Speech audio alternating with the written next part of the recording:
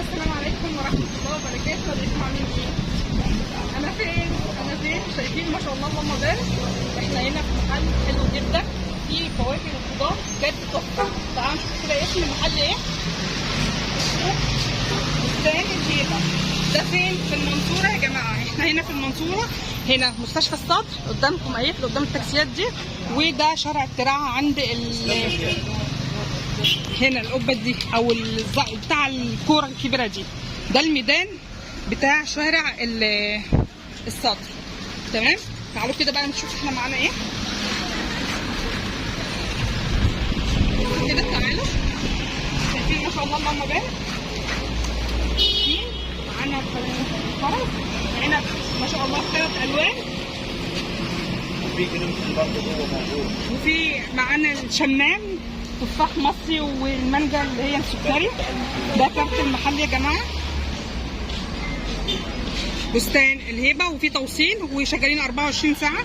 تعالوا كده في الكوخ الخضره بتاعتنا كل ما تشتهي الانفس بصراحه.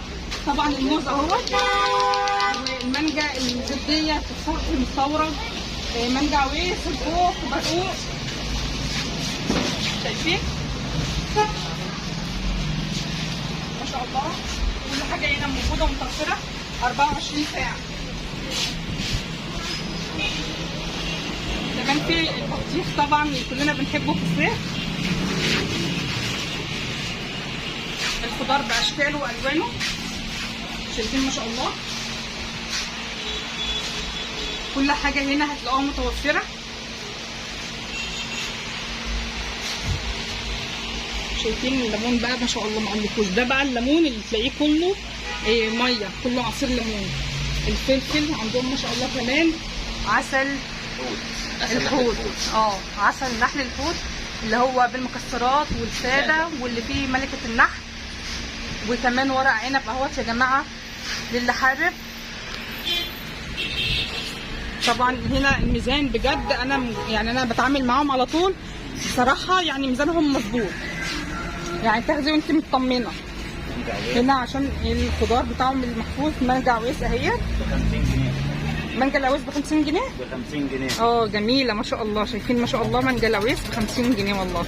كل حاجه تحفه. فلفل الوان طعميه كريز وخوخ كمان اهوت، ومشمش ده مشمش مستورد.